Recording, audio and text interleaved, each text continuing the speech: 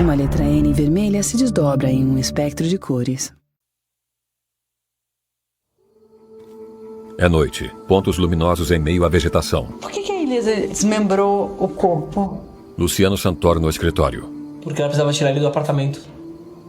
Como é que ela tiraria o corpo do apartamento sem esquartejar? O que está no processo é que ela é má. José Carlos Consenso. Está no processo que ela é má. 2 pontos luminosos se movem na mata. Sobre fundo preto em letras brancas, Elise Matsunaga. Era uma vez um crime. O chão de madeira do apartamento de Marcos e Elise, 2012, a noite do crime. Eu entrei em desespero ali na hora. O corredor do apartamento com portas de madeira escura. Eu vi um lago de sangue e o Marcos estava lá. No final do corredor, um quarto com uma cama. E eu tinha feito aquilo. Ele estava ali por minha culpa. Elise Matsunaga. Ele está morto. 2 estantes cheias de brinquedos, caricatura emoldurada com os rostos de Elise e Marcos. Eu senti vontade de vomitar, eu senti vontade de pular, de gritar, de arrancar os cabelos. Eu não sabia o que fazer. Um banheiro de mármore. Chegou a morrer a senhora depois do disparo, alguma tentativa de socorrer o Marcos? Elise no tribunal. Eu queria ligar para a polícia, mas se eu ligasse para a polícia, eu certeza naquela hora. Eu não queria falar da minha filha. Eu queria que levasse uma coisa naquele lugar. Eu pensei em fugir. Juntar algumas coisas e pegar a minha filha e fugir. Elise seca o rosto com um lenço branco. E depois, eu, quase que no mesmo instante, falei, não. Eu não vou colocá-la em risco. 2012, 18 dias após o crime. Reencenação com a polícia.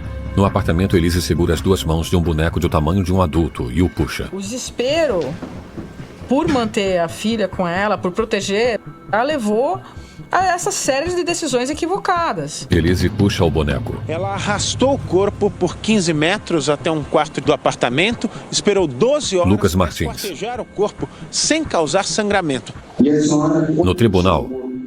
Para lá, a senhora puxou com que finalidade? Eu não queria que as pessoas soubessem. Eu não queria que a minha sogra soubesse, eu não queria que a minha família soubesse. Juridicamente, o homicídio Juliana Santoro. é muito mais advogada relevante do civil. que o crime de ocultação de cadáver. Porque já tá morto, né? O ser humano já perdeu a vida. No apartamento, uma perita segura uma câmera. Daí, exatamente aqui, foi aqui. O boneco no chão de um quarto. A senhora só definiu o que ia fazer de madrugada? Elise no tribunal. Foi de madrugada, mas eu não sei disso agora. Tá. O que a senhora decidiu fazer de madrugada foi o quê? Com o cadáver? Que não tinha de lá. De que forma? Infelizmente, a única forma que eu encontrei foi botando. Infelizmente. Ela chora. Não tem essa explicação. Eu não consigo imaginar a cadeia de evento que passou na cabeça da pessoa para Flávio Varela. que as coisas tenham se Amigo de Marcos. desenrolado dessa forma. Assim. É filme de terror mesmo. No apartamento. Depois o que aconteceu? Sentada em um sofá, Elise olha para a direita. Pode, claro. Ela conversa com uma pessoa que se aproxima. 2016, o ano do julgamento. É dia. O Fórum da Barra Funda.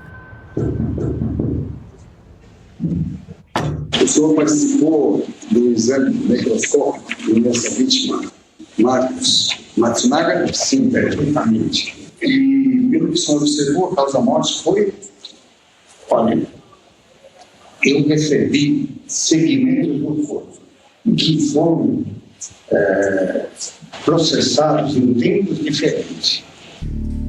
Um homem de máscara cirúrgica e jaleco branco empurra uma maca com o corpo coberto por um lençol para dentro de um necrotério. O corpo fala. Uma pessoa põe luva de látex na mão direita. O perito ideal é aquele que acha a causa no que ele está examinando. Jorge Pereira, médico legista. Agora, não é chegar lá e ficar olhando. O corpo fala sozinho. A senhora tem que perguntar.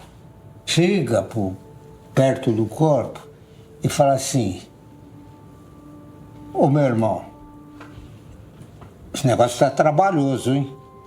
Me ajuda pra gente te liberar. Bate com o punho cerrado na mesa. Vai lá que a senhora pega.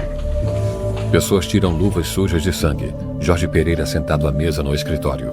O que o corpo do Marcos te falou? Ele me disse tudo. No tribunal, A causa-morte dele é asfixia respiratória por inundação da área respiratória por sangue. Isso significa que estava respirando quando foi acordado. Perfeitamente. mãos que manuseiam laudos em papel. De acordo com o médico legista que assinou o laudo, Elise Matsunaga teria cortado o pescoço do marido enquanto ele agonizava. A novidade complica ainda mais a situação de Elise.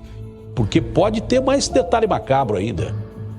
O tiro poderia matar, mas não matou. Ele estava respirando. É isso que explica a quantidade enorme de sangue nos pulmões. José Carlos Consenso, promotor de justiça. Foi cruel. Marcos estava vivo quando começou. Faz gestos de degola. Uma das principais teses que a promotoria pretende sustentar em plenário é a crueldade de Elise para cometer o crime. Luiz Flávio Durso. Uma vingança. Algo advogado da família Matsunaga. Mesmo de vingança. Se o Marcos foi esquartejado, Thaís Nunes. ele estava vivo. Jornalista investigativa. Não é um simples detalhe. Se os jurados entendessem que todas aquelas qualificadoras pedidas pelo Ministério Público faziam sentido, ela poderia ser condenada à pena máxima. No escritório, Luciano Santoro, advogado criminalista. Quando veio esse laudo, eu peguei o exame necroscópio e me confrontei com ela. Se isso aqui for verdade, que você está dizendo é mentira, eu saio do caso. E ela falou, não, confia. O senhor pode confiar em mim. Eu estou falando a verdade. Eu não esquartejei em vida. Esse laudo é mentiroso. Um prédio com colunas jônicas. Na fachada a inscrição, Necrópole, São Paulo. O que eu entendo naquele momento? Que apenas destruindo aquele laudo é que eu ia conseguir reverter a opinião pública. Uma viatura da perícia e um furgão do IML avançam pelo cemitério. O laudo do Dr. Jorge é indestrutível. O senhor tá casado com esse laudo. Separa dele. Pede divórcio. Jorge Pereira. Plena certeza do laudo que foi feito por mim. O laudo do Dr. Jorge foi absolutamente fechado. Um homem de cabelo raspado. Quer dizer, por laudo fechado, laudo inquestionável, eu acho que nós estamos discutindo matérias diferentes. Laudo pericial, Samuel Jundi. todos são questionáveis. Médico legista Sami no tribunal. O Sami é um perito excelente. Ele participou de perícias fora do país, para a ONU. Ele foi chamado para a equipe porque ele é o melhor. O senhor participou como assistente técnico contratado pela defesa para acompanhamento de exumação. A exumação foi um pedido da defesa de Elise. A perícia vai determinar o exato momento em que o empresário foi morto. Eu acho uma afronta à família, porque isso hoje está sendo um outro sepultamento, está sendo uma outra morte, que não havia necessidade disso. O que parece ser um detalhe, para o advogado de Elise é importante, porque poderia reduzir a pena dela no julgamento. Se ele não tinha consciência, não há que se falar em sofrimento, não há que se falar na qualificadora de crueldade. Sami no tribunal. A parada instantânea de toda a função neurológica. Existe um centro vital sem o qual a vida não é possível. E esse centro é o tronco cerebral. Já que foram atingidas regiões do comando de funções vitais, eu posso afirmar que ele ficou inconsciente imediatamente. No tribunal, Jorge fica parado na cadeira, comprime os lábios cobertos pelo longo bigode e pela barba cheia. Assente com um leve movimento de cabeça. Essa é a definição que permite que se faça diagnóstico de morte encefálica e é Samuel Jundi. a definição que permite o transplante. Nós vamos botar na fila de transplante pessoas cujo coração está batendo.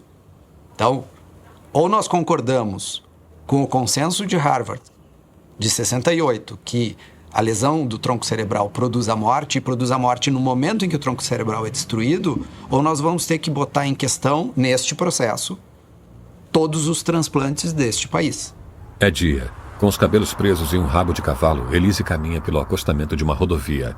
Flávio Varela. Independente de qualquer coisa, meu ponto é, não importa.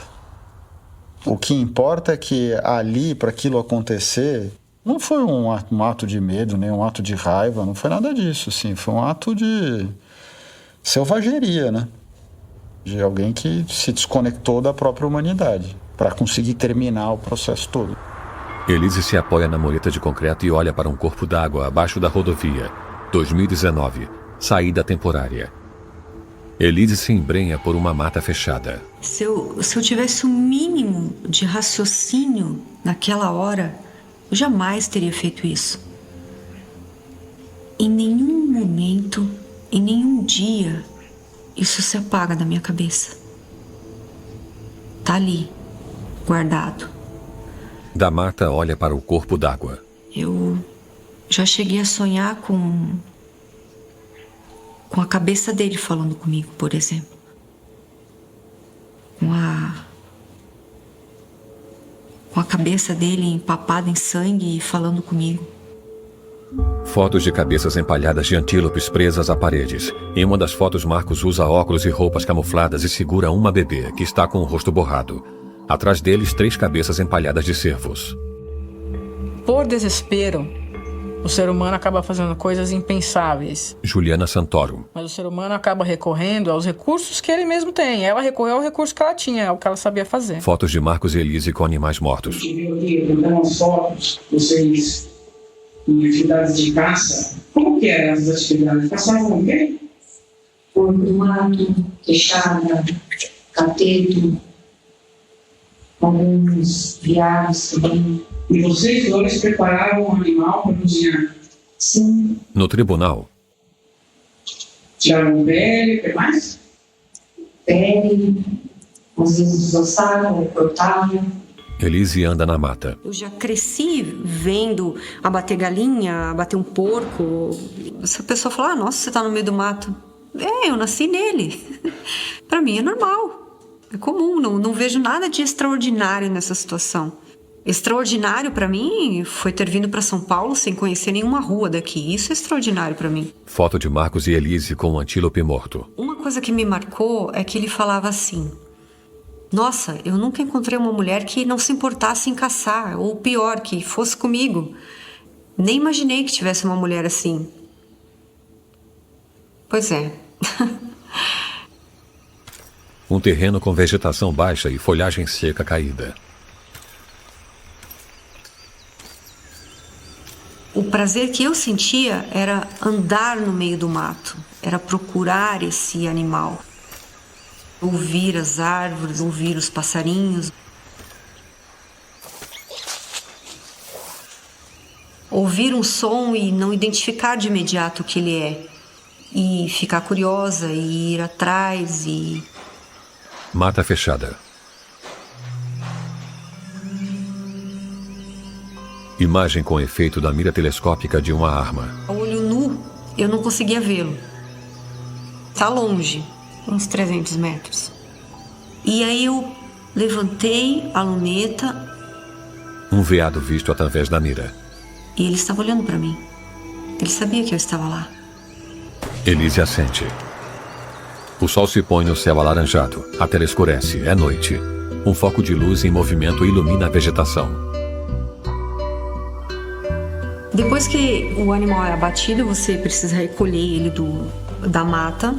Silhueta de 2 pessoas que arrastam um animal. Leva até um outro local apropriado que você escolheu para limpar a carne. Tirar os órgãos que não serão usados.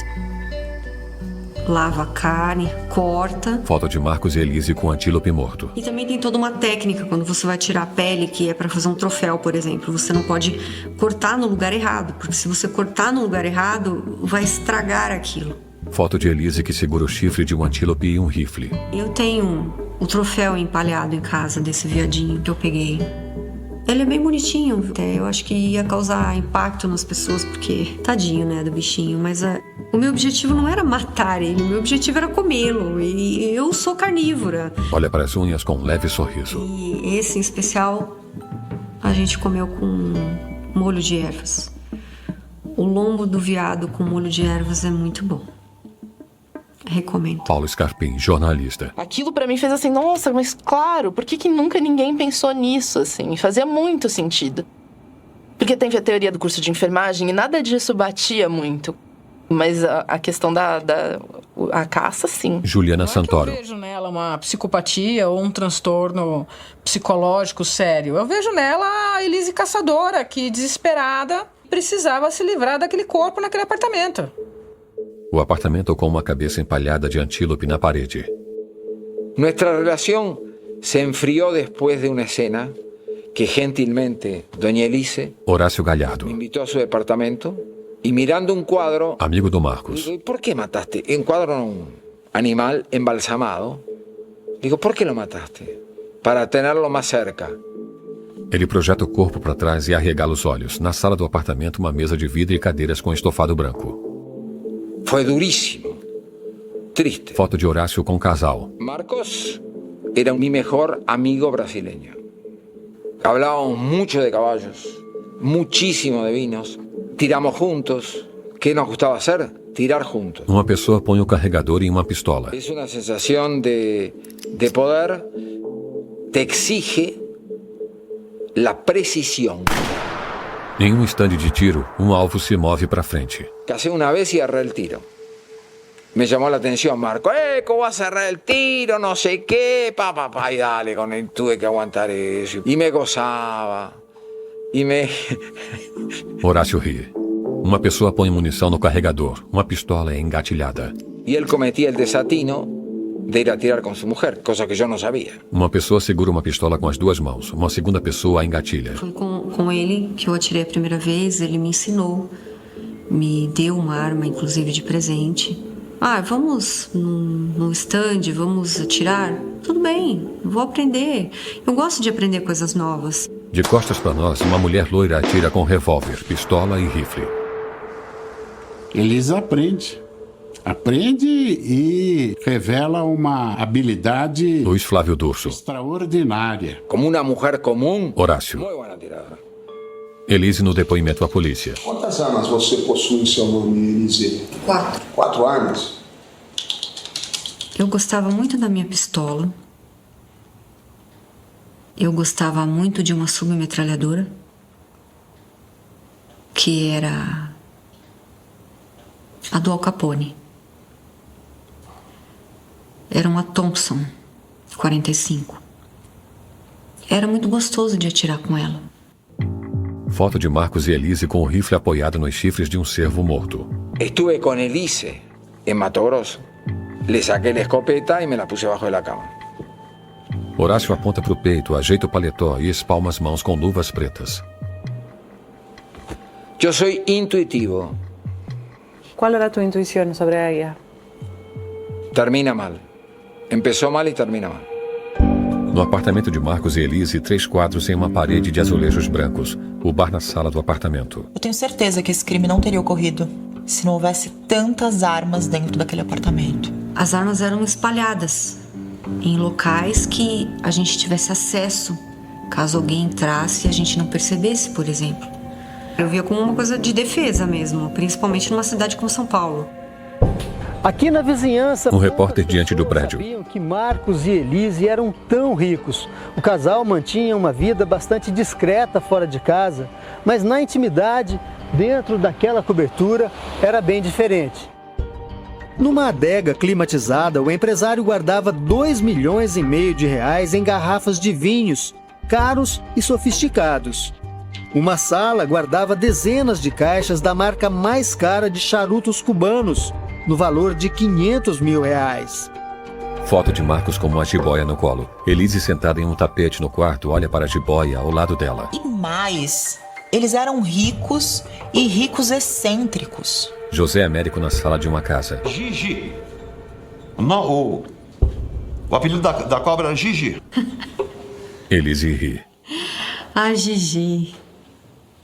Oh, meu Deus, como isso causou polêmica. Vídeo de um rato branco em uma caixa com a jiboia. Não é muita coisa, né? Isso aqui é muito pequenininho, amor. Você vai ver. É que você não viu o outro que eu dei. Assim pega pra cabeça. O Marcos, ele falou pra mim que ele gostaria de ter uma cobra de animal de estimação. E isso é mais uma coisa que ele olhava pra mim e ele falava: nossa, como você não se importa com isso? Para algumas pessoas isso soa tão chocante, mas para mim não é. Eu gosto de animais. A jiboia encara o rato. Fez xixi do rato. Sério? Fez lá no canto. Que raiva. Lentamente se aproxima do rato encurralado. Ai, que susto. Dá um bote no rato. Eles deviam estar tão fechadinhos no mundo deles que essas coisas foram virando normais, né? 2 portas dão acesso a um cômodo. E dentro de um dos cômodos, onde uma das portas do armário camuflava uma porta que dava acesso ao que deveria ter sido antes um banheiro. E dentro daquele local tinha um arsenal. Vídeo do arsenal. 33 armas. Caixas de munição. De revólver de colecionador 22 com 10 tiros no tambor. Mauro Dias. Até fuzil de última geração, como espingarda BD. Delegado do caso Matsunaga. É 1 milhão de armas.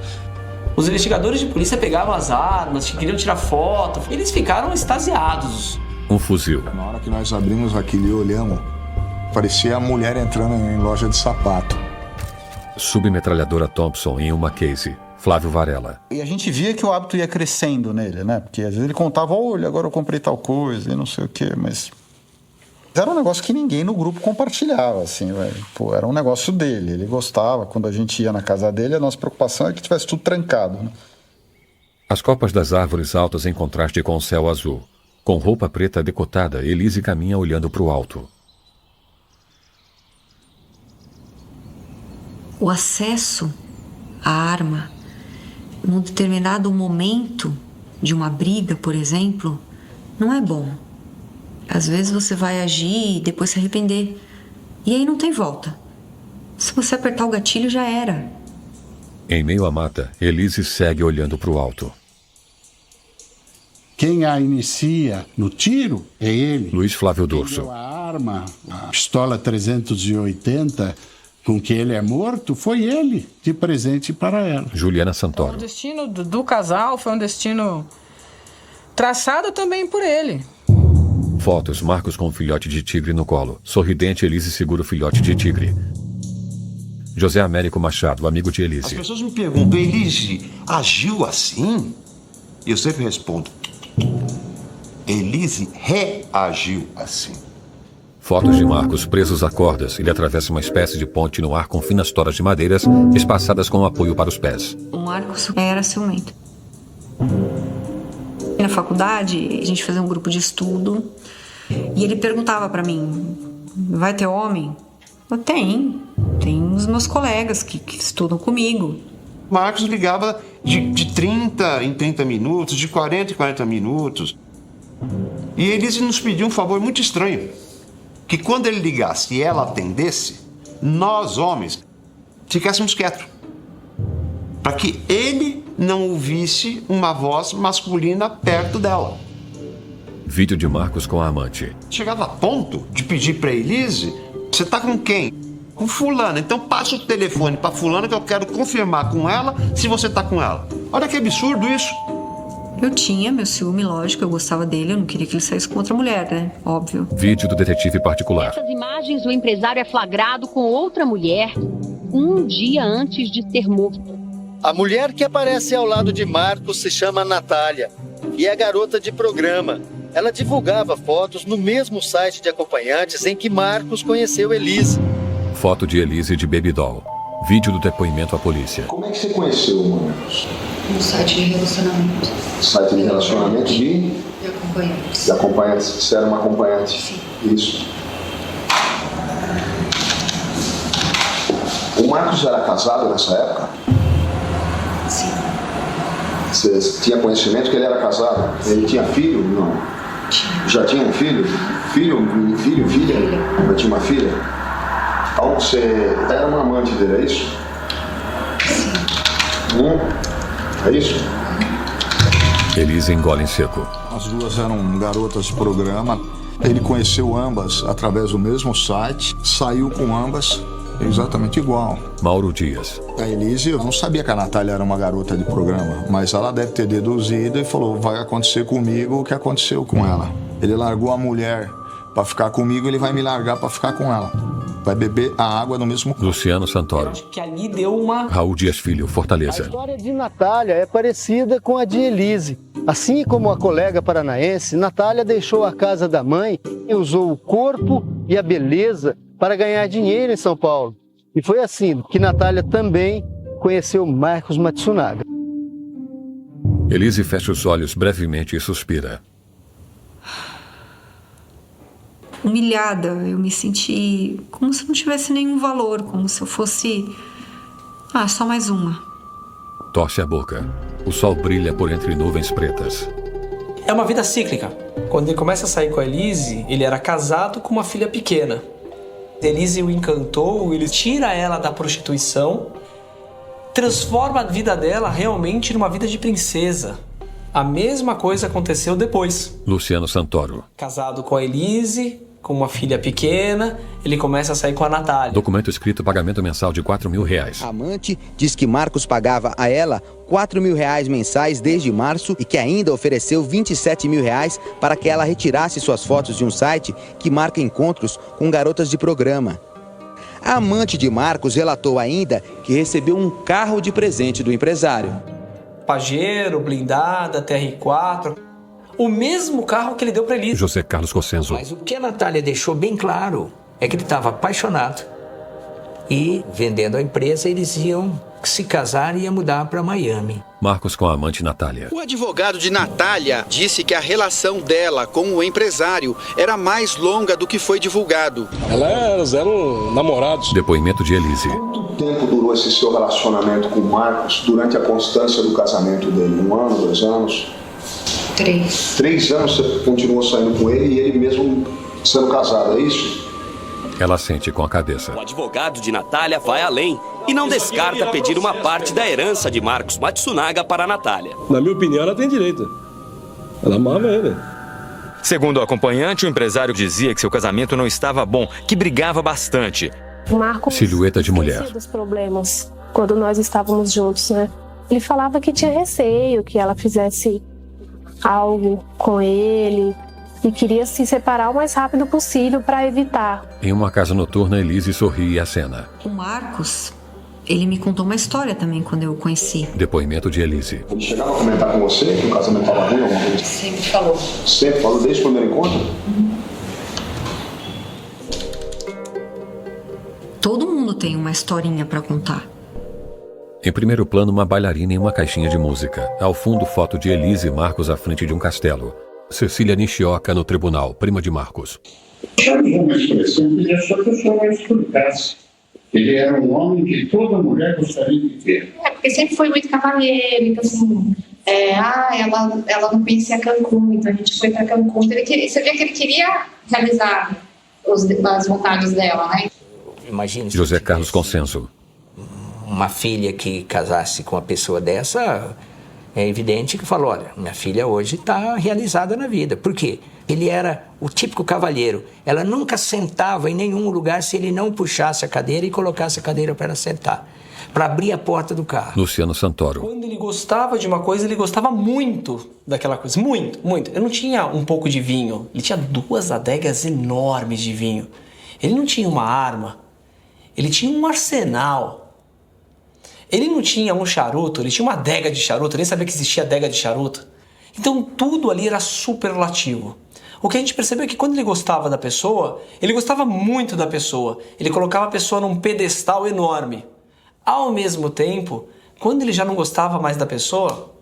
Bate uma mão na outra. Fotos de garotas de programa em um site. Sobre uma frase que a senhora teria dito na primeira fase do julgamento, que o Marcos era o marido que toda mulher gostaria de ter. Cecília assente. Você gostaria de ter um marido que é 10? Não. As fotos das garotas de programa. Marcos era un hombre muy fiel, pero le gustaban las mujeres. Horácio Galhardo. Entonces mirábamos mujeres juntos. Ajeita a luva. Las calificábamos. ¿Cuántos puntos? 70 sobre 100, 80 sobre 100, 90 sobre 100. Pero que era un frecuentador así de prostitución, ¿hablaban de eso? Sí. Contame. No. Son intimidades. O site das garotas de programa em um laptop. Eu conversei com todos os principais jornalistas do país. Teve um jornalista específico, Roberto Cabrini, ele falou, olha, você não tem nada inédito que nunca tivesse sido divulgado? E naquele momento eu tinha. Navegador com a inscrição, acompanhantes São Paulo. Identifica como Rory Heider. Em um dos tópicos, o objetivo é avaliar o encontro. Marcos dá nota alta para o programa. Fica muito satisfeito. Rasga elogios à acompanhante de luxo. Eu tinha um material sobre o Marcos frequentando uma rede social de garotas de programa e ele fazia postagens sobre aquilo. O que faziam na cama, como elas eram de corpo e assim por diante. Eles se aprofundaram naquele material e eles divulgam isso. O que me foi fantástico para usar no júri depois. Um tribunal, os jurados com os rostos desfocados. Eu senti que isso foi muito chocante, que as pessoas acharam isso... Thaís torce o rosto. Reprovável. Sabe quando começam os burburinhos assim? Olha só como toda a narrativa construída pela defesa está entrando na cabeça das pessoas. E eu me lembro do promotor. Você está falando que ele é essa pessoa, Rory Heider?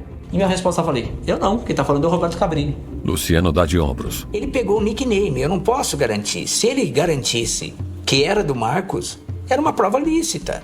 Agora, se o cara chama Jack, Jonas, Miguel, José, vai lá, pô, e o que eu posso fazer? Destaque de um site com inscrição, Rory Heider. O Marcos era uma boa pessoa. Era um exemplo de homem trabalhador, de reto, de pessoa que construiu o império. Ora, se ele gostava de mulheres, não é crime. Destaque do site, última visita 19 de maio de 2012, 11h17. A última postagem dele é no dia 19 de maio de 2012, bem no dia do fato. Flávio Varela. Tudo bem, vamos dar o troféu pra ele de ser o pior marido do mundo. Não muda nada, não justifica. Não justifica a barbárie, não justifica a atitude, não justifica a falta de carinho que seja pelas outras pessoas. Pode estar com raiva dele, mas que culpa tem a mãe dele? Thaís Nunes. Normalmente, as mulheres vítimas de feminicídio têm a sua conduta questionada. E essa foi a primeira vez que eu vi isso na minha vida. Um homem tendo a conduta dele questionada como uma possível justificativa. Eu discordo que a vida da vítima seja vasculhada e exposta. E eu voltei para casa pensando nisso. Será que o Marcos foi revitimizado?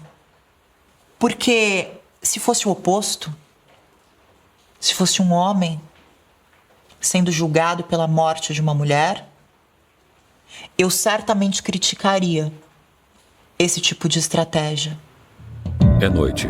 O Fórum da Barra Funda, em letras brancas 2016, o ano do julgamento. Voz em off. E aí, me conta uma coisa. No momento em que você cortava o corpo do Marcos, você sentia ódio? Elise no tribunal. Balança a cabeça em negação. Você sentia o quê?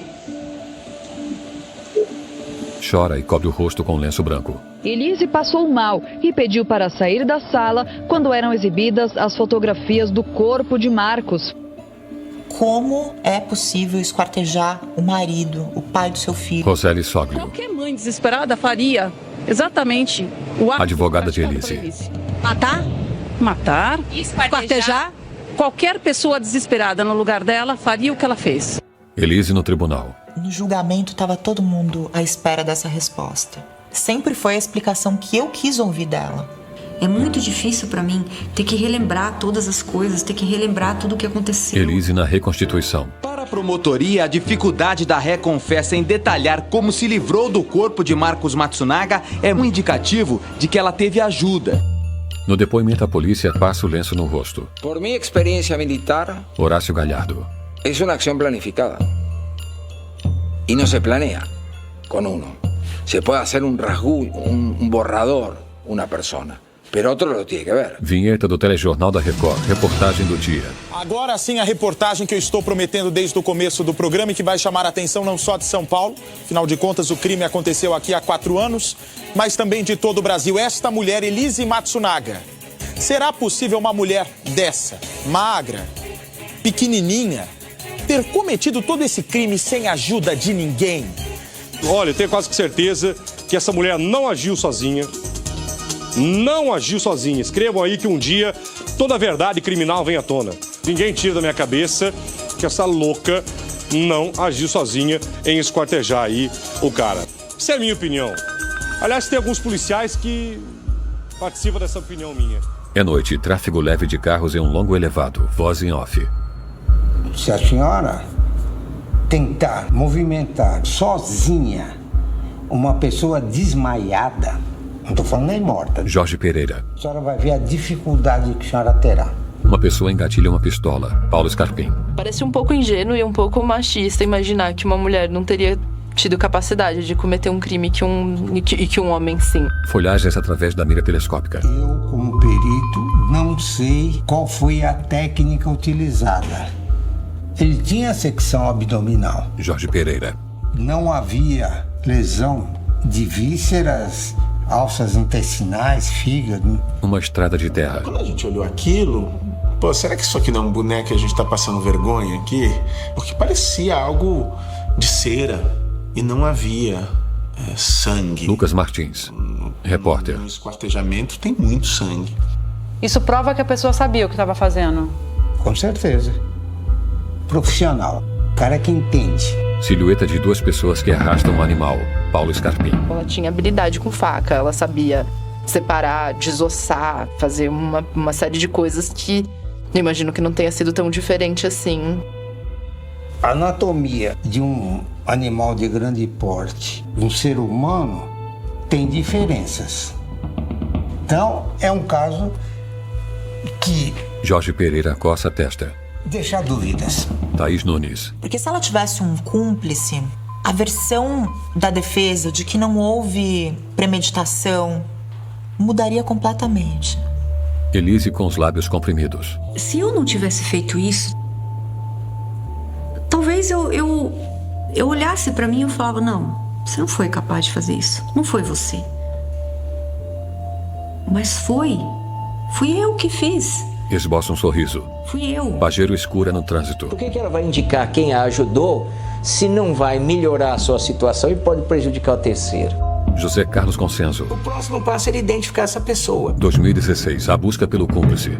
Um homem vê os vídeos de segurança do elevador. O Ministério Público pede a abertura de um novo inquérito sobre o assassinato de Marcos Matsunaga, herdeiro das empresas Yoki.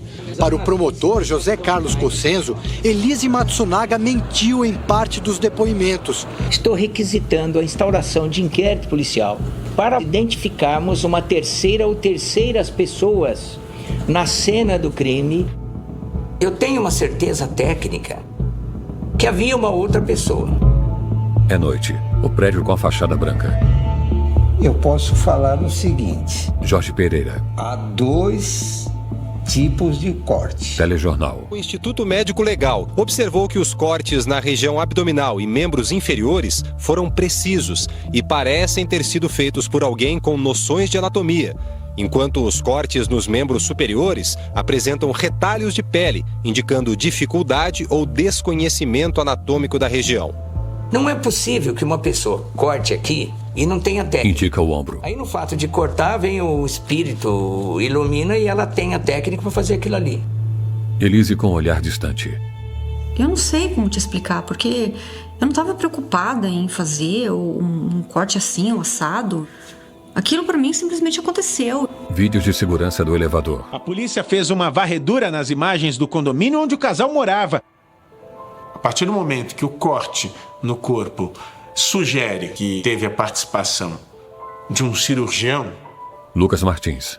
há cirurgião no prédio. Ele tem que ser ouvido. Mauro Dias. Pediram a instauração de um outro inquérito e eu achei desnecessário, veio pra mim, eu falei, não vou procurar um fantasma. Vídeo de Elise que coloca as malas no elevador. É ridícula essa ideia. Tinha uma terceira pessoa na cena do crime e ela desce sozinha as malas. A outra pessoa desceu aonde? Saiu por onde? Voando? Depois que a senhora finalizou os cortes, demorou ainda para a senhora sair? No tribunal. Poderia alguém ter ingressado no prédio e no apartamento e ter saído sem ser visto? Elise no elevador com as malas. Nós verificamos ela descendo no elevador, abrindo as portas e ela desaparece. Elise tira uma mala, volta e pega outra. O promotor descobriu que o condomínio de luxo aqui na zona oeste de São Paulo, que parece totalmente monitorado por câmeras, na realidade tem vários pontos cegos. O maior deles, no segundo subsolo, justamente onde estava estacionado naquela noite o carro de Elise. Vista do alto, a piscina da cobertura de Marcos e Elise. Ali são 2 prédios construídos em uma plataforma única. Se você descer pela escada de incêndio, pelo segundo subsolo você transita inteirinho, sobe o outro prédio e ninguém te vê. Por que eu vou envolver outras pessoas que não tem nada a ver? Eu pensava comigo, você fez a merda. Agora você vai ter que se virar. O portão do prédio se abre e a pajeiro sai. Ela saiu do prédio e pegou a estrada. Para a polícia, disse que iria até Chopinzinho, no Paraná, onde nasceu. Comecei a dirigir. Mas em Capão Bonito, cidade a 230 quilômetros da capital, decidiu retornar. Porque se eu fosse para o Paraná, certamente eu falaria para alguém da minha família. Eu falaria para minha tia, por exemplo. E é injusto eu envolvê-la em tudo aquilo. Um carro é refletido no espelho de outro. No caminho de volta, um radar inteligente detectou que o licenciamento do carro estava vencido. Com as 3 malas, com o corpo esquartejado dentro do carro, foi parada, levou uma multa e foi liberada. Mas para a família do executivo da IOC, existem dúvidas. Por que o policial que a parou até agora não foi ouvido? Existia alguém no carro com Elise antes de abandonar o cadáver do marido? Cotia, 30 quilômetros de São Paulo.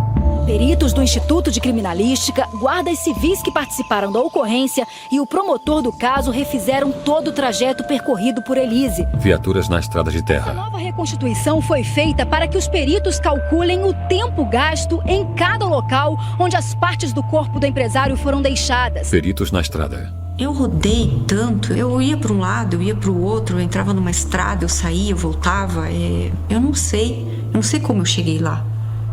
Essa informação pode confirmar o que o Ministério Público não tem dúvidas, que Elise Matsunaga não agiu sozinha. Roseli Soglio. O promotor contraria toda a investigação que já foi feita de forma ampla pelo próprio DHPP. E o que ele rasgou de dinheiro público fazendo um monte de perícia, movimentou uma dezena de viaturas policiais que as pessoas podiam estar na rua prendendo bandido e tava lá buscando o que não existia. Viaturas no prédio de Marcos e Elise. Mas o Instituto de Criminalística, que analisou o local do crime, encontrou sangue e material genético de 3 pessoas. Da própria vítima, de uma mulher, que seria Elise, e de um outro homem. José Carlos Cossenzo. Ou seja, tinha uma outra pessoa na cena. Luciano Santoro. E dá pra saber se isso foi do momento do crime? Não, ele podia estar lá há 20 anos. Se até hoje ele acha que é uma terceira pessoa, é porque até hoje ele não estudou o processo. Desculpa, eu falo mesmo. O piso de madeira no corredor do apartamento de Marcos e Elise. A Justiça de São Paulo arquivou o inquérito que investigava se Elise Matsunaga teve ou não um cúmplice. Por falta de provas consistentes, o assunto não deverá fazer parte do julgamento. Imagem de trás para frente da mulher correndo entre as árvores. A impressão que eu tenho é que essa investigação nunca avançou. No prédio do lado, na outra torre, havia 3 médicos. Luca faz 3 com a mão. Por que eles não foram ouvidos? Nós chegamos à conclusão, verificando as pessoas que estavam ali, que seria não inútil, mas seria, assim, tecnicamente e socialmente não correto expor a integridade de outras pessoas que poderiam ser consideradas suspeitas. Lucas Martins. É um prédio de gente com muita grana. É um prédio de gente importante. Se esse crime não tivesse ocorrido num condomínio de luxo, o senhor acha que teria tido a mesma preocupação moral? Há o mesmo peso. Para mim, eu tenho uma preocupação, assim, abissal com a respeitabilidade das pessoas. Lucas. Vocês teriam o mesmo cuidado se o crime tivesse ocorrido numa favela, por exemplo? De jeito nenhum. Documento com fotos de provas e é folheado. Eu não trabalho com opinião, né? Eu trabalho com provas. Mauro Dias. As provas direcionam e não tenho outra dúvida que ela fez tudo sozinha. Os cortes realmente apresentavam características diferentes. Bom, o que me surpreenderia era ter encontrado um corpo cujos cortes fossem idênticos, com a mesma característica em todas as partes do corpo. Porque eu pensaria, pelo menos, que a pessoa parou para descansar e afiou a faca. Lucas Martins. Tanto a polícia, quanto o Ministério Público, quanto a sociedade querem uma resposta. E você já tem. Você já tem alguém que confessou. E isso satisfaz os personagens envolvidos nessa história. Isso te satisfaz? Não. Ele sorri. Não. Jorge Pereira. Eu espero que ela conte, na verdade, como que foi esse crime. Como que eu vou falar pra ele, olha, isso foi assim, isso foi assado? Nem eu sei. E nem vou saber. E nem quero lembrar. E nem quero voltar a essa situação. E a única pessoa que eu sentaria frente a frente e contaria tudo, em todos os detalhes, se ela quisesse saber, é minha filha. Cossenzo gira uma caneta sobre um bloco de papel. Só ela pode responder. Eu acho que só ela pode responder isso. Elise pensativa. Não dá pra falar sobre tudo. Tem coisas aqui que eu não consegui expor, eu não consegui ir a fundo, eu não consegui trazer em palavras. Ela respira fundo. E há segredos na vida que a gente leva pro túmulo. Há segredos que são proibidos para mim. E que eu levarei pro túmulo.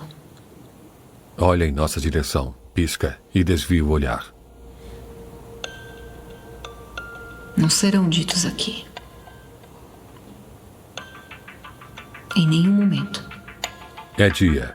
O Fórum da Barra Funda. No tribunal, Elise sentada ao lado de 3 advogados. Essa pode ser a última imagem pública de Elise Matsunaga antes de receber o veredito. Eu não ficaria, em hipótese alguma, satisfeito com uma pena inferior a 28 anos. A depender do que os jurados decidirem, ela pode sair do Fórum da Barra Funda pela porta da frente. E eu vim aqui para ganhar um júri. Era um julgamento do melhor discurso. Quem é Elise Matsunaga? Uma assassina fria e cruel? Que matou por dinheiro, que planejou? Ou uma mulher vítima de abuso psicológico? Que num momento de raiva matou e esquartejou o homem a quem prometeu amor eterno? Qual narrativa ia vencer? No tribunal, Elise de cabeça baixa. A tela escurece. Créditos selecionados em letras brancas. Direção Elisa Capai. Produção executiva Gustavo Melo. Edição Vinícius Prado. Direção de fotografia Janice Dávila. Jornalista investigativa Thaís Nunes. Roteirista e coprodutora Diana Goltz. Coordenação de produção executiva Adriana Gaspar. Pesquisa e produção Júlia Zilbersta. Técnica de som Carolina Barranco. Elenco Elis Rubinato como Elise Matsunaga. Duda Giovanella como Elise Matsunaga jovem. Chico Cabreira como Mauro Dias. Alexandre Jabali como Juiz Adilson. Arthur Toyoshima como Mauro Matsunaga. Henrique Kimura como Marcos Matsunaga. Cido Nevada como Jorge Legista.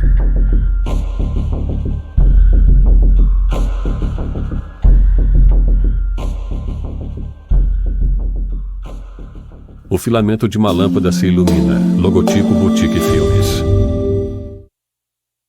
Uma letra N vermelha se desdobra em um espectro de cores.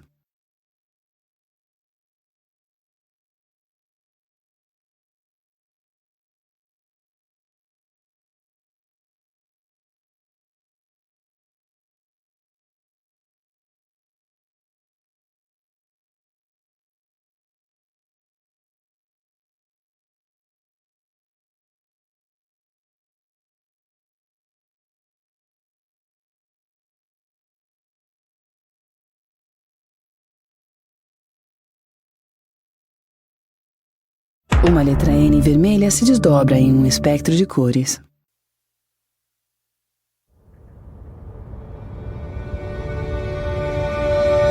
É dia, Fórum da Barra Funda, em letras brancas 2016. Último dia de julgamento.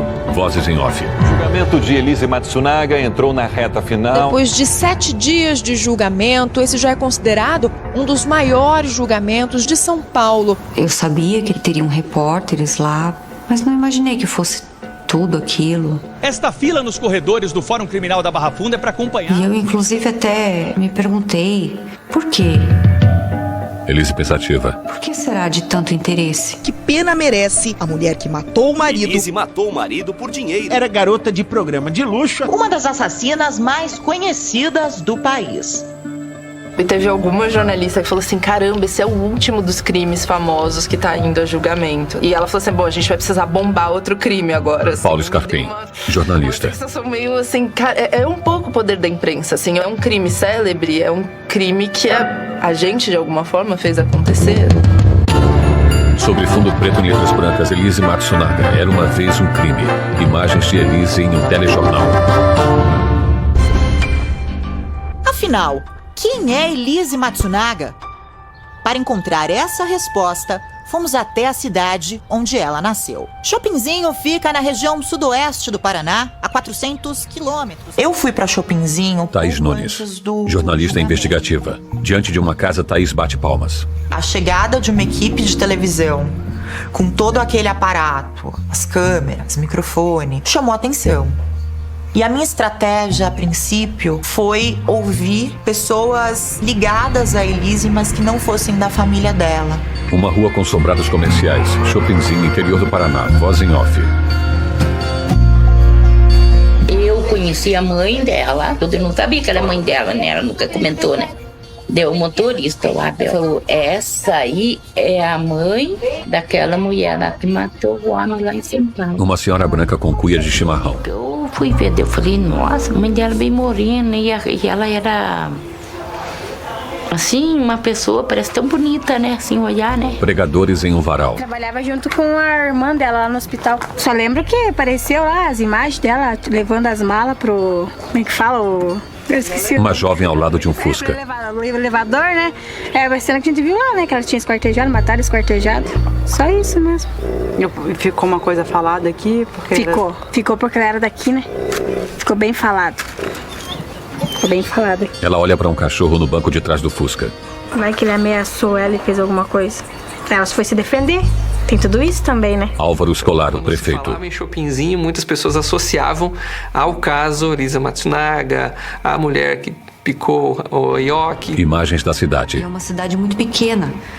É inevitável as pessoas comentando, os dedos apontando. Paróquia São Francisco de Assis. Ver a minha família naquela situação. Elise Matsunaga. Fugindo de repórteres. A minha irmã, eu lembro que teve que sair pela porta dos fundos do local onde ela trabalhava.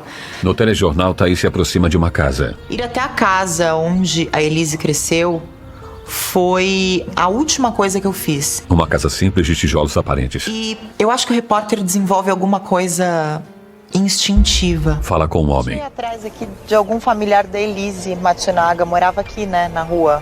Mora mãe. Nem irmã, nem tio, nem... Né? Ele está com efeito borrado no rosto. O homem que diz não conhecer Elise é, na verdade, o padrasto dela. Ele desconversa, fica incomodado com o assunto. O senhor não sabe onde a família dela foi morar, não, né? Não sei onde foi morar. Não sei se foi o jeito que ele me olhou, a maneira como ele se comportou. Thaís suspira. Foi estranho. Eu liguei pro advogado da Elise e aí perguntei, Luciano, existe algo na relação entre a Elise e o padrasto que seja importante para esse caso? E aí ele me contou. Sob a condição de que eu não publicasse nada sobre isso naquele momento, porque ele pretendia fazer essa revelação em plenário. Jornalistas no tribunal, Elise sentada ao lado de 3 advogados.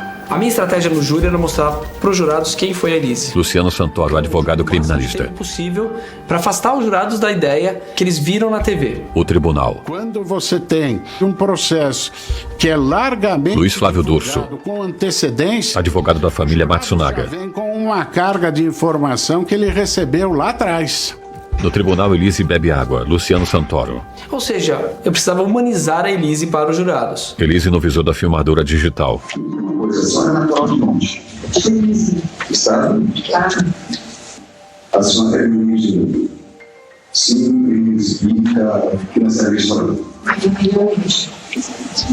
Elise foi uma pessoa que passou por altos e baixos e eu queria mostrar que a vida dela nunca foi uma linha reta. Nunca. Nunca. A senhora viu os pais?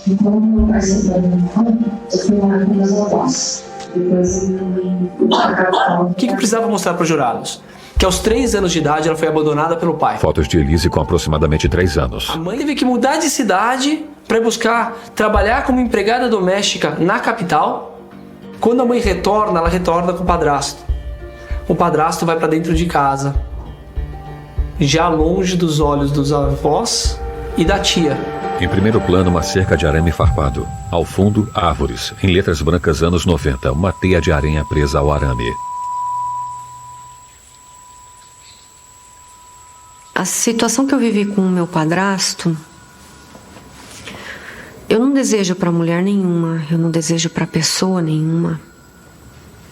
Eu tenho uma irmã também, que é filha dele. Eu acho que ela já passou por situações complicadas demais.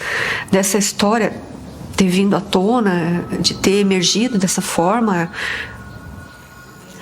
É muito difícil para mim ainda falar sobre isso. Elise com lágrimas nos olhos.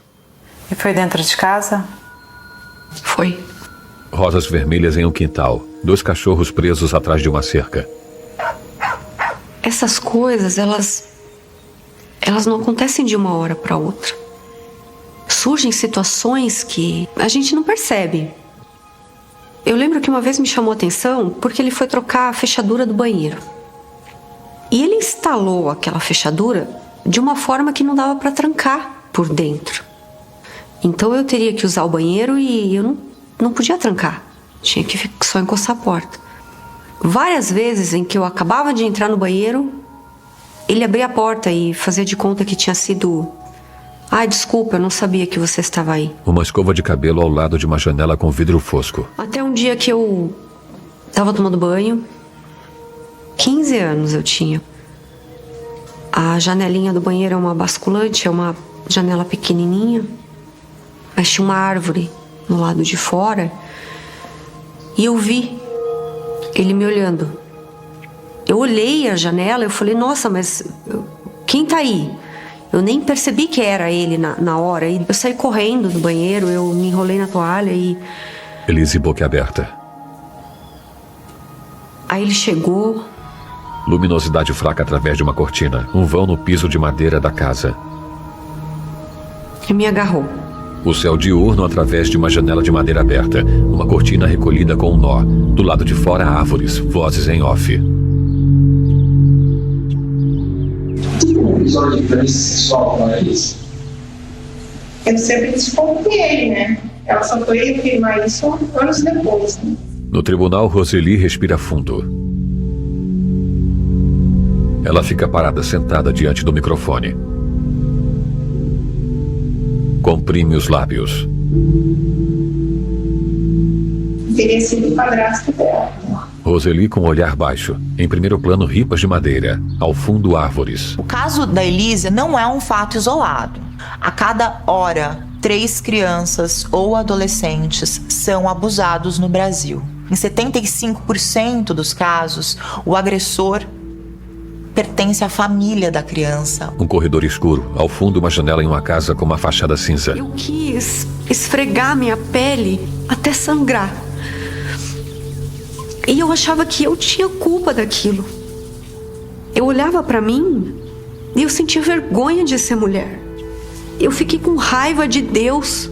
Uma imagem de Nossa Senhora sobre uma mesa. Ela não tinha ninguém pra extravasar aquilo que ela estava... Juliana Santoro, advogada civil. Então ela foi, enfim, segurando aquilo, guardando aquilo e vivendo tudo aquilo que... aquela dor, angústia. Os cachorros atrás de uma cerca no quintal. E aquele dia, eu não lembro o que eu fiz na hora, eu fiquei desesperada. Imagens em movimentos rápidos no interior da casa simples. Eu consegui me soltar dele. Eu corri, eu nem sabia para onde eu tinha ido. Eu lembro que eu só agarrei a toalha, eu segurei e saí correndo. Movimentos rápidos em meio a um milharal. Uma espiga de milho, nuvens negras sobre a plantação. Depois desse dia eu decidi ir embora. Decidi fugir de casa. Juntei algumas coisas numa mochila, peguei uma faca, como se eu fosse me defender das coisas do mundo. Fui até a minha madrinha, pedi R$50 emprestado. E a minha intenção era partir pro mundo dali. Elise com lágrimas no rosto. Eu lembro que na rodovia, quando eu tava andando assim, sem sentido, sem saber pra onde eu ir, um carro me seguiu. Postes com luz fraca em uma via. Eu tava tão alheia às coisas que estavam acontecendo à minha volta que eu nem percebi essa situação. E aí o rapaz começou a falar comigo. Oi, moça, pra onde você vai? E aquilo me despertou. Uma jovem de mochila corre no acostamento. Como se eu tivesse acordado de alguma coisa. Corre na mata. E eu comecei a correr. Comecei a correr. Eu não sabia pra onde ir. É uma coisa tão desesperadora você não saber pra onde ir, mas eu sabia que eu tinha que correr. Eu entrei no meio do mato, ali parecia que era um esconderijo pra mim. Como um animal que foge de alguma coisa e procura uma toca. Fiquei lá no mato, não sei quanto tempo, não sei quantas horas, eu lembro que eu dormi. A tela escurece, galhos e vegetação seca no chão. É dia. No outro dia, eu não sabia o que fazer, eu tava perdida e eu tava até com medo de sair. Eu senti cheiro de comida. Uma pessoa destampa uma panela, a varanda de uma casa. Aí eu vi um homem a cavalo. Ele falou que a casa dele ficava um pouco pra frente. Ele me mostrou, me apontou onde era a casa dele. Era uma casa tão bonita, no meio de um bosque, no meio de um monte de floresta, assim, lindo. Era lindo a casa dele. E eu fui até lá, comi, dormi. No outro dia ele chamou um funcionário do conselho tutelar. Luminosidade por uma janela da carceragem. Eu não conseguia falar nada. Eu tinha medo de voltar pra casa, eu tinha medo que ninguém acreditasse em mim. Elise chora no depoimento à polícia. Eu fiquei quieta, não falei o meu nome. Inclusive, eu até falei um nome que não era verdadeiro. Foto de Elise no anúncio como garota de programa. Foram 45 dias até eu voltar pra casa. Roseli e Maria, a avó de Elise, na cozinha. Tava todo mundo desesperado aqui, né? Tanto nós aqui em casa, a minha irmã, né? Todo mundo desesperado atrás dela, procurando, indo atrás do conselho tutelar, polícia, né? Até que uma hora acharam, né? Daí a gente foi, eu e minha irmã, buscar ela, né? E aí voltei pra casa. Uma casa de madeira em um terreno de terra batida. Isso é muito difícil, porque eu não queria voltar pra lá, mas eu não tinha pra onde ir. Isso me modificou tanto. Talvez, se isso não tivesse acontecido, por exemplo, eu não teria um desespero pra ir embora daquele lugar. Um fogão a lenha. E a partir daí ela vai morar com a tia. Thaís Nunes. A Rose. É a pessoa que esteve ao lado da Elise o tempo todo. Na cozinha, Roseli sorri. Ela conseguiu falar pra você por que ela queria ficar com você e não com a mãe naquela época? Não. Ela só disse que ela não gostaria de ficar lá. Daí eu pedi pra minha irmã se ela podia ficar comigo, né? Então deixa ela comigo, né? Uma ave em uma gaiola. 2 patos andam perto de uma cadeira de madeira. Eu cresci sem meu pai. Elise com lágrimas nos olhos. E essa falta, essa sensação ruim, eu não queria que a minha filha passasse. Fica pensativa.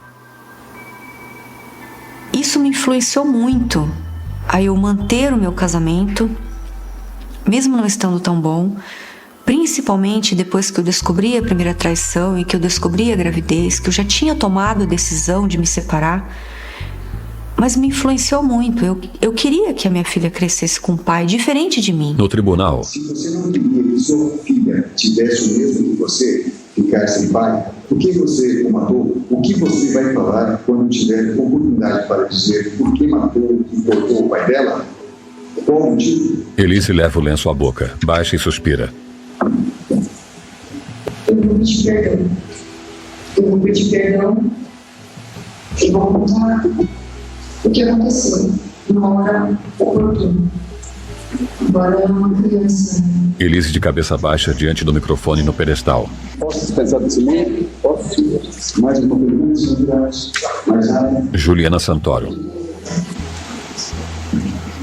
Eu tenho certeza que Elise sofria abuso psicológico. Ela sofria violência psicológica. Ela sofreu um abuso emocional evidente. Ali naquele casal não havia diálogo. O que havia era uma tentativa dele de submissão. A cobertura de Marcos e Elise no prédio com a fachada branca. O abusador, ele tenta incutir na cabeça da vítima ideias falsas. Da mesma maneira que na alienação parental, o cônjuge, o pai que está depreciando o outro, tenta incutir na cabeça da criança também ideias falsas, ideias depreciativas. De que ela era culpada por aquela situação ruim. De olhos fechados, uma iluminação transitória incide sobre o rosto de Elise. Abre os olhos. Pelo que eu sei de relacionamentos tóxicos, por convivência com vítimas, por experiência própria, quando se fala de relacionamentos abusivos, em 85% dos casos, o abusador é o homem. Não é necessariamente violência física. Pode ser violência psicológica, violência verbal. Na reconstituição, Elise puxa o boneco pelo apartamento. Eu acho que se isto acontece com alguém, por pior que seja tudo isso, a separação é o caminho que, inclusive, a legislação hoje propicia. Luiz Flávio Dorso. Ninguém está obrigado a permanecer com ninguém. Para mim, eu lembro que eu comecei o jogo dizendo assim, o Marcos errou feio. José Carlos Cossenza, o promotor de justiça. Mas isso não justificava o final dessa história. A luz do sol sobre plantas. Nada justifica o homicídio. Nada. E, lamentavelmente, foi esse o caminho que a Elise escolheu. 2016, último dia de julgamento. É noite, o Fórum da Barra Funda. Elise pode sair pela porta da frente do fórum até mesmo ser absolvida. Telejornal. Qual a possibilidade disso acontecer? Bom, Nascimento, isso só os jurados é que vão decidir pela análise que fizerem. 4 mulheres e 3 homens vão decidir a pena que Elise Matsunaga vai cumprir. Os jurados já estão reunidos há mais de 2h30. O juiz pediu para que eles se reunissem às 11 horas. Nesse momento há uma expectativa muito grande. Não sei se vocês já viram como é que funciona a votação. Cada jurado recebe uma carta, sim e não, do tipo um baralho. Os quesitos são pré-redigidos. O juiz faz as perguntas e o jurado coloca o voto dele de sim ou não. Jurados com as cartas. No Brasil, é diferente dos Estados Unidos, onde você tem várias informações sobre os jurados. Luciano Santoro. Pouquíssimas as informações que nós tínhamos ali no momento. Você tem o nome, a profissão da pessoa, você não tem quase nada. Paulo Scarpim. São pessoas que não conhecem o Código Penal, então elas estão ali para ser convencidas. Um relógio de parede marca 1h07. E o juiz depois abre o saco, faz a contagem dos votos e vai... Juliana Santoro. Enfim, computando a votação.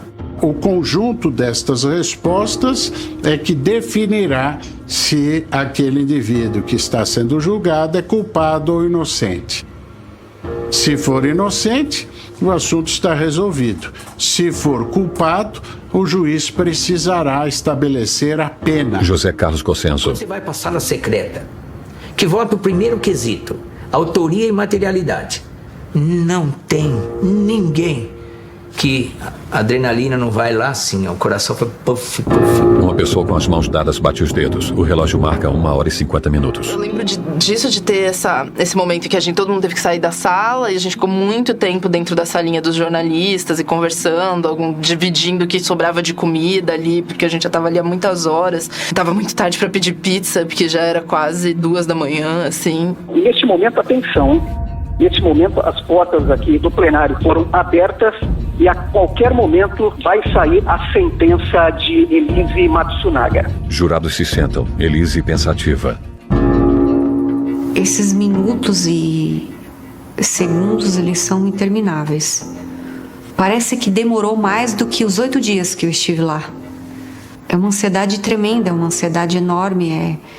Era um momento em que minha vida seria decidida. O juiz no tribunal. Elise Araújo Quitano Matsunaga. Aponta para frente. Elise de pé entre duas estantes com arquivos que vão do chão ao teto. Efeito na imagem faz com que o espaço entre elas se estreite e aperte em Elise. Tava ali sentada, sempre na primeira fila. Thaís Nunes. Com uma visão panorâmica de todos os atores.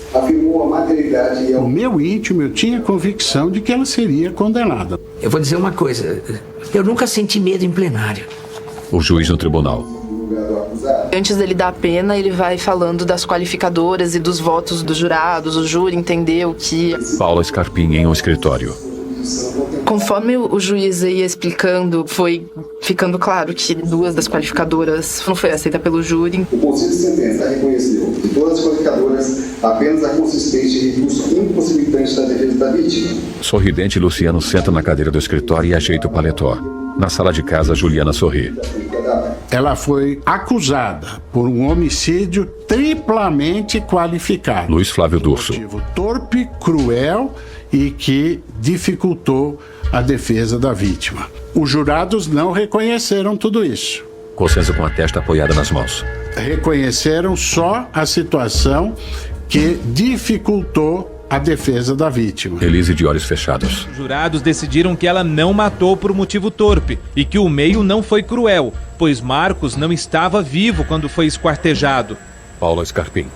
A defesa estava assim, em ritmo de comemoração, assim, quase pulando de felicidade de ter... Enfim, era uma vitória para eles, com certeza. Juliana e A Luciano. alegria dela também foi um momento de satisfação muito grande pra gente. Chorando, né? Ela chorava. Elise anda entre as estantes com arquivos.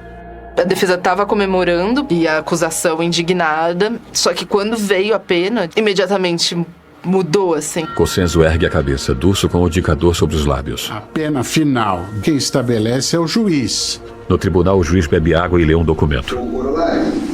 Impõe-se o somatório das penas. Nós estávamos trabalhando para que ela fosse condenada a 30 anos, a pena máxima.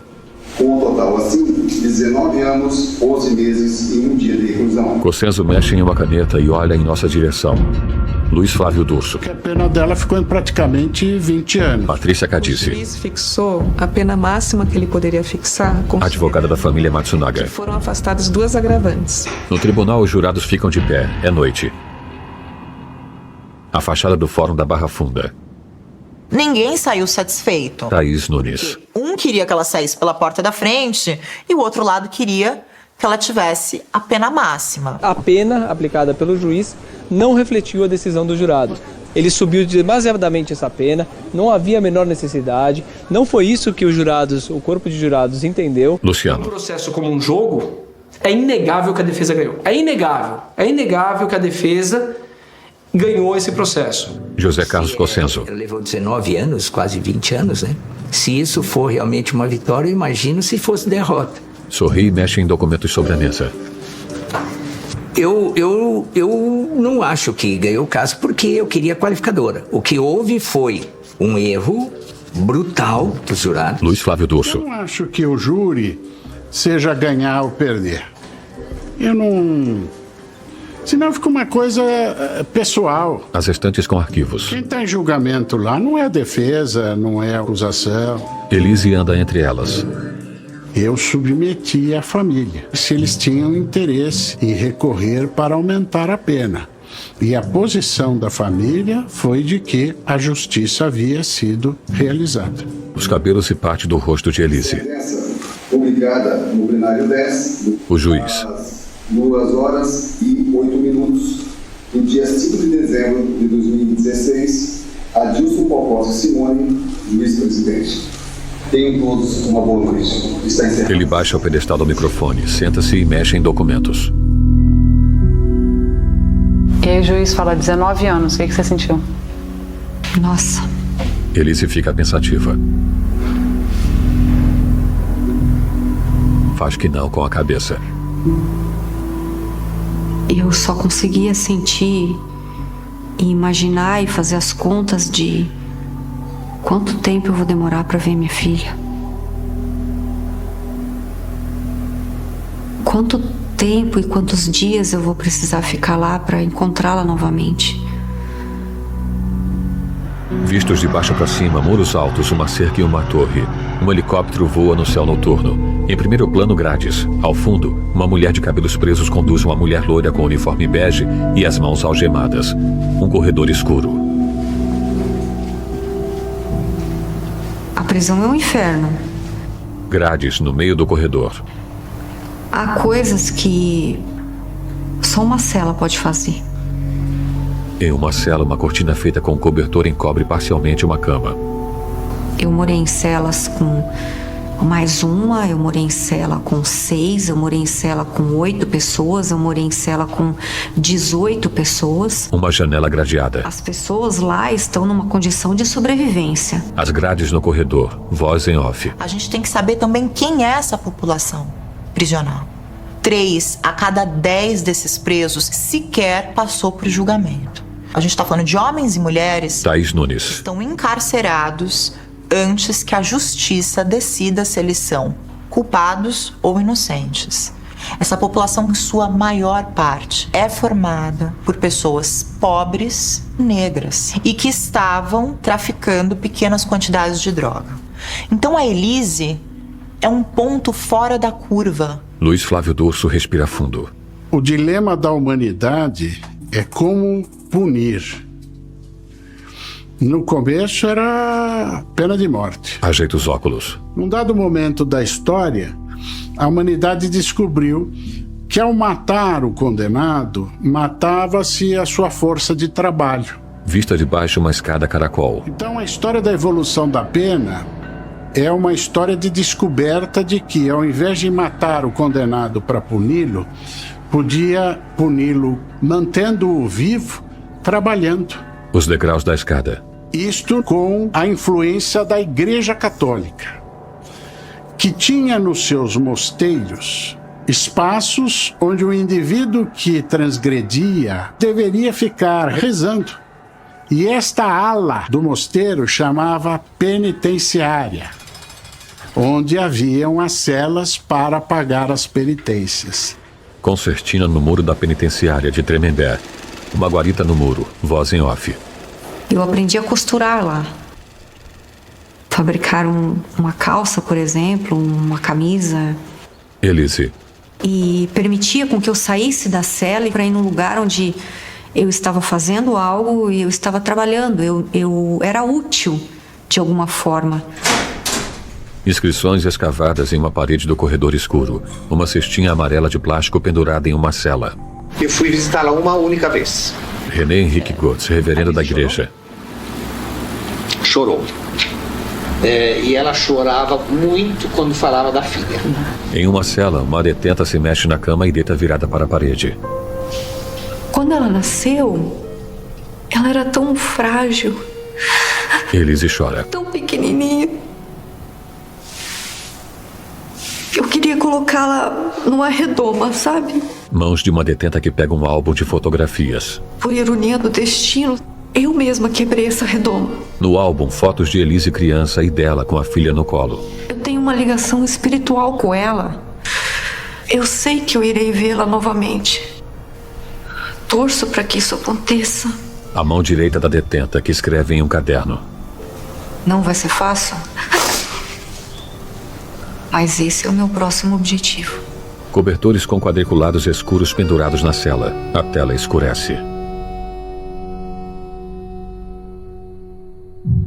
Em letras brancas 2019, saída temporária. A sala e a cozinha americana do pequeno apartamento temporário de Elise. Ela caminha pelo corredor do prédio e mexe na bolsa. Desce um lance de escada que leva à porta do saguão. Eu quero voltar a ter uma vida discreta como eu tinha e como eu gosto de ter. Com o guarda-chuva aberto, vai até o portão do prédio. Sem incomodar ninguém, sem causar estardalhaço, sem atrapalhar ninguém, tendo a minha vida. Bate o portão e abre a porta de trás de um carro azul escuro. Grossos pingos de chuva no para-brisa do carro em movimento. Eu tô muito feliz que eu vou poder ir. Tô muito feliz. Nem acredito. Elise no banco de trás. Quanto tempo você não vê sua avó? 7 anos. 7 anos, 6 meses e 20 dias. Desde que eu fui presa, eu não vi mais minha avó. Ela tem 86 anos, é difícil para ela. A locomoção é muito complicada e é muito longe de lá. Sob a chuva, o carro avança por uma rodovia. Eu fiz um presente para ela. Eu fiz uma toalha com margaridas, que eu achei a cara dela. Tomara que ela goste. Um carro é refletido no espelho do carro azul escuro. Elise Matsunaga deixou a cadeia pela primeira vez desde que foi presa pela Elise não poderá ver a filha. Que é um absurdo essas presas saírem. Crimes terríveis. No Brasil, parece que a prisão é um prêmio. Todas Programa de TV. bem feitas. Olha só, sai sorrindo. Tá na lei, tá previsto, mas a população não gosta. Como não há qualquer acompanhamento dos presos, a saída temporária despeja nas ruas milhares de criminosos. Saída temporária, na verdade, uma tentação para a fuga, um convite ao crime, uma porta aberta para o caos. Elise com Juliana na saída da penitenciária. Isso aí já é um instrumento de ressocialização. O preso de bom comportamento, que atende a certos requisitos que estão na lei de execução penal, tem direito a sair em alguns... São 5 oportunidades por ano. Isso é uma média de 5, 6 dias cada saída, depende do feriado. Pro leigo pode ser mal visto, o criminoso está na rua. Não, a pena ela não é eterna.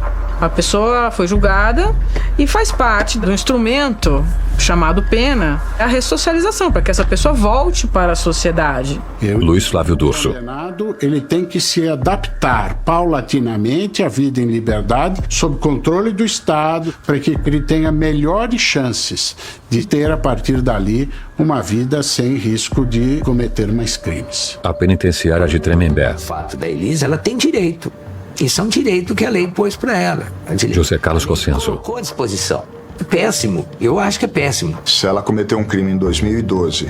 Mauro Dias. Em 2019, ela já estava na rua, ela ficou 7 anos, praticamente, cumprindo uma pena. Uma morte de uma pessoa, compete a mim julgar, né? Acho que o público vai saber julgar e ver se acha necessário isso daí. Eu ouvi dizer que ela estava até para ser solta, estava em vias de, né? Oswaldo Luiz Figueira. Acho que é o receio dos avós, né? Colega de Marcos. Ela ser solta, começar a encher a paciência por causa da filha. O céu escuro. O limpador de para-brisa do carro em movimento. No banco de trás, Elise olha pela janela. Poder sair por alguns dias e conseguir resolver algumas coisas é muito significativo para mim, é muito importante e eu preciso dar esses passos. Elise entra em uma agência bancária.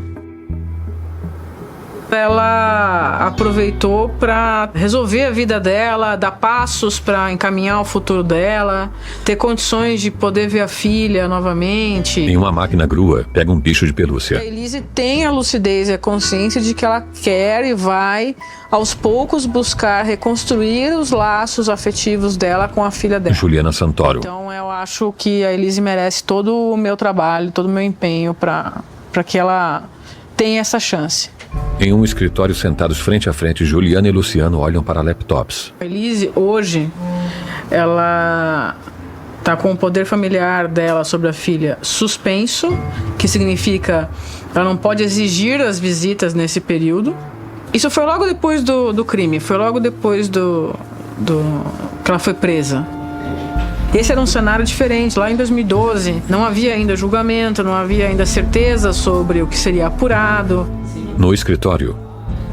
Então, agora que ela está na reta final, eu vou pedir a revogação para que ela possa, no visitário judicial, de maneira supervisionada, para que ela possa ver a filha por algumas horas. Juliana no laptop. Você acha que a filha sabe da Elise? Ela sabe. O sogro comentou que há 1 ano e meio, mais ou menos, a criança estava sabendo, sim, do crime e da mãe. Luciano põe um laptop e um tablet sobre a mesa.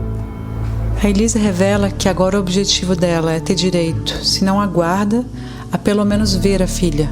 Sobre isso eu não posso falar, isso é uma questão de segredo de justiça. Patrícia Cadice. Eu só posso dizer que a prioridade da família é preservar essa filha. Mãos femininas abrem um laptop sobre uma mesa. Essa criança perdeu a mãe porque está presa, perdeu o pai porque foi assassinado e ainda tem que lidar numa idade tão tenra com essa tragédia que foi imposta a ela. E o que a família tem feito, e sempre fez desde o começo, é preparar essa neta para o futuro, para ela conhecer. O enterro de Marcos na Cidade Alerta. Todo o interesse, toda a reação emocional se voltou para a neta, que virou foco de atenção. Foto da bebê com o rosto desfocado entre Marcos de máscara cirúrgica e Elise deitada. Uma cortina branca ao vento. Que isso é um estigma que eles vão carregar para a vida, né? Não acaba com o sofrimento da morte, né? É um negócio que tem uma consequência horrível e que perdura, né? Flávio Varela, amigo do Marcos. A gente se sente como amigo, é uma fração do que vai ser para as filhas terem que crescer explicando essa história, né? Vão para a escola, vão ter que explicar essa história, vão para a faculdade, vão ter que explicar essa história, vão arranjar namorado, vão ter que explicar a história, vão casar, vão ter que explicar a história, vão ter filho, vão ter que explicar para os netos, né? Então é um negócio que não vai ter explicação nunca, né? Vai ficar ecoando aí para sempre. Silhueta de duas pessoas de costas em um quarto em tons de branco e rosa. A cortina branca balança ao vento. Voz em off. Eu não sei o que o futuro reserva pra gente. Eu não sei se um dia eu conseguirei encontrá-la novamente. Eu espero que sim. Eu peço a Deus isso. Eu peço para Nossa Senhora, que também é mãe. Dezenas de enormes velas acesas no velário de uma igreja. Pessoas acendem velas do tamanho normal em outro velário. Uma grande poça de cera se forma no centro do largo velário. Eu gostaria de falar para minha filha que Mão de uma pessoa que acende uma vela. não tem um dia da minha vida que eu não me sinta culpada pelo que eu fiz. Elise acende uma vela de aproximadamente 2 metros. E eu peço para que ela Com lágrimas nos olhos. consiga vencer isso. Se ela não conseguir me perdoar, tudo bem, eu irei respeitá-la. Com a mão esquerda enxuga as lágrimas do olho direito. Na igreja chora e leva as mãos postas à frente do rosto. Se agacha aos prantos com a mão direita sobre a boca. Teve uma coisa bem curiosa que aconteceu comigo, porque eu estava lá na prisão e eu tive a felicidade de sonhar com ela a noite toda. Eu não sonhei com ela bebê, eu sonhei com ela como ela estaria agora. Esboça um sorriso. Com o cabelo comprido, negro, como o do pai dela. O olho era puxadinho. Ela ria muito. Ela estava no meu peito, mais ou menos, aqui. Aponta a altura no meio do peito.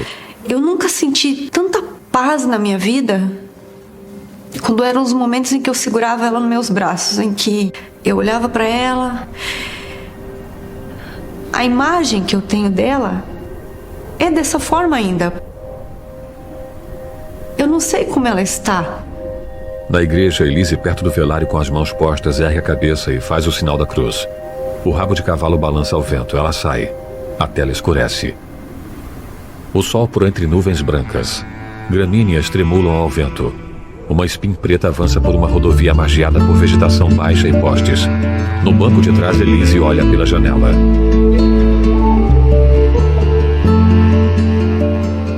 A minha vida agora, por exemplo, ela parece aquelas histórias que as mães contam para aterrorizar as criancinhas. Elise. Tinha uma menina que trabalhava comigo, eu falo uma menina porque ela era bem nova mesmo, ela foi presa com 18 anos. E ela falava assim pra mim: nossa, Elise, na minha cidade tem um homem que ficou preso 10 anos. E eu atravessava a rua quando eu chegava, quando eu encontrava ele, porque eu tinha medo. Será que vão fazer isso com a gente também? Quando eu voltar pra minha cidade, será que vão atravessar a rua quando ver a gente? Você tem medo que isso também aconteça contigo quando você voltar pra Chopinzinho? Eu não irei pra lá. Mureta ao longo da via. Abaixo um corpo d'água. Eu escolhi ir pra uma cidade vizinha. Vou ver minha avó. Também nem sei como que vai ser, porque... Elise no banco de trás do spin. E ontem eu falei com ela por telefone e ela me disse que estava com dor na coluna, que estava complicada. É tão difícil a locomoção para ela, Elise fecha a porta do spin. Mas eu tô feliz que eu vou conseguir ir até lá. Em um quarto de hotel, pega o celular na mesa de cabeceira. Não, tá. Eu tô aqui. Tô aqui já. 301. Abre a porta do quarto. Só traz o que é importante, que não pode ser deixado no carro, tipo algum remédio. Eu admiro muito a minha avó. Olha pro corredor. Foi ela que cuidou de mim e da minha irmã e que enfrentou dificuldades e sobra na vida. Eu quero abraçá-la outra vez. Isso é tão importante para mim quanto eu conseguir abraçar minha filha. Maria, a avó de Elise, chega. Deus do céu. Não chore, minha filha. Eu tô chorando de felicidade, vó. Ai, eu sei, porque eu não choro. Meu Deus do céu. Eu tomei tanto remédio daquela faixa preta que agora nem que arrebente meu coração, não chora. Eu sei que está chegando de alegria. De alegria, voltar, não é? Se abraçam. Ai, que bom que Deus a preparou de nós se encontrar, viu? Como Deus é maravilhoso. Nossa, a senhora tá tão linda. Obrigada, será, minha filha? Tá, a senhora tá maravilhosa, tá linda, linda, linda. Você também tá linda. A senhora tá bem? Graças a Deus. A coluna? Entro no quarto com Roseli. Vamos sentar. Meu Deus, mas você tá muito linda. Imagina. Elise e Maria sentam frente a frente. Pela janela olham para uma roda gigante em movimento.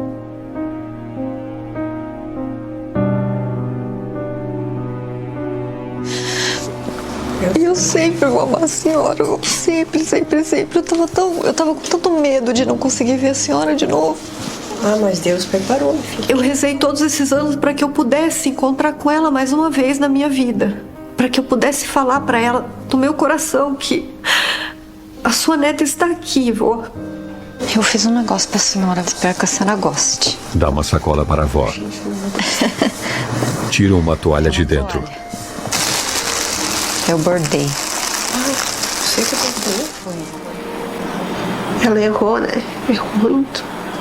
Tá pagando muito caro pelo erro dela. Mas é a parte que eu acho que é mais dolorida pra ela sem a filha.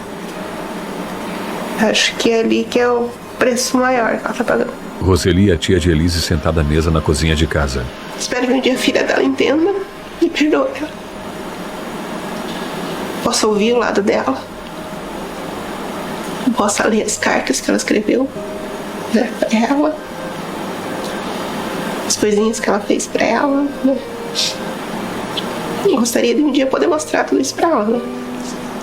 No quarto de hotel, Roseli e Elise se abraçam. Ai, meu Deus do céu. Tudo é bom pra você. Elise abraça Maria. Deus que fique com os seus anjos da guarda, que fique com você sempre. E quando eu te ver que você sempre esteja alegre, bonita, do jeito que você tá. Bem bonita, né? Não chora que Deus está com você. Deus, os anjos da guarda, sempre está com você. Amém, amém, amém. Vai estar com a senhora. Muito obrigada, viu, vó? Com lágrimas no rosto, Elise sai com Maria do quarto. Maria segura uma bengala. Andam lentamente no lobby, até a porta que dá para a rua. Ela já perdeu o poder familiar. Então, o que ela pode conquistar seria o amor da filha. O amor não tem laços, não tem documento, Consenso. Não tem determinação de código, nada. Vai depender dela. A justiça, creio que foi feita. A sua pena, ela vai se entender com o Estado e vai pagar. E o que ela vai fazer da sua vida dali para frente? Luiz Flávio Durso. Só ela e Deus saberão. Imagem em movimento da direita para a esquerda, nuvens no céu e árvores. Não há a possibilidade de simplesmente fazer de conta que um passado não existe. O que eu posso fazer agora é tentar conviver com ele da melhor forma possível. No banco de trás de um carro em movimento, Elise olha pela janela. Céu alaranjado de fim de tarde. Eu não achei que tomaria essa dimensão toda que foi. Eu ainda não consigo entender o porquê de tanta curiosidade, de querer saber. Luiz Flávio Durso. Imagine se a Elise fosse uma empregada doméstica. Se o Marcos Matsunaga fosse negro e pobre, teria a mesma dimensão o crime? Evidente que não. E por quê? Fotos de Marcos criança com um kimono branco e de Elise criança com uma camiseta branca. O crime que a Elise comete contra o Marcos, a gente costuma ver na televisão Thaís Nunes. com os personagens invertidos. O homem que mata a mulher porque não aceitava o fim de um relacionamento. Visto de cima, um carro escuro avança por uma rua com calçamento de pedras e para diante de uma edificação. Na entrevista, Elise esboça um sorriso e olha para baixo.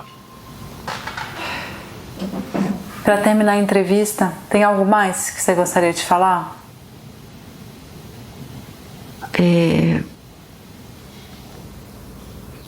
as formas de crimes que eu conheci lá na prisão.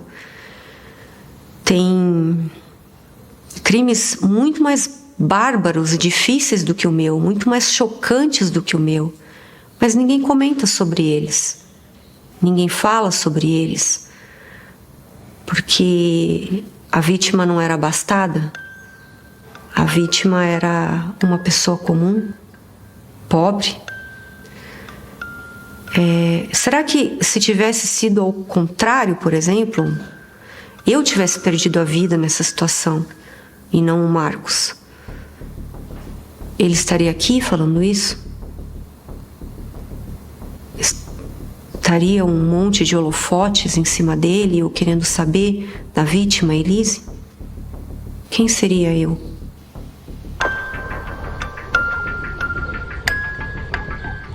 Ela vai até o portão da penitenciária feminina 1 de Tremembé.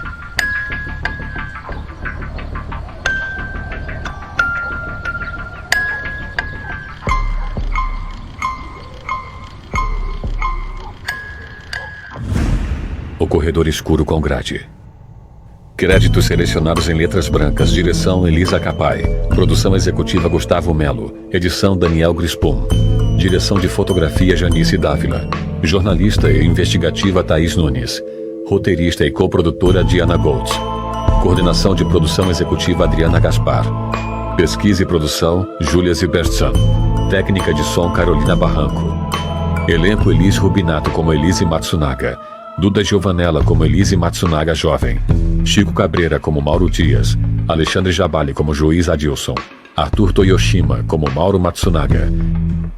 Henrique Kimura como Marcos Matsunaga. Cido Nevada como Jorge Legista.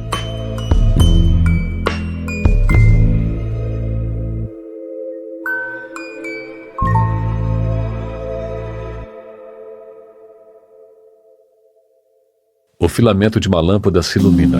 Logotipo Boutique Filmes. Uma letra N vermelha se desdobra em um espectro de cores.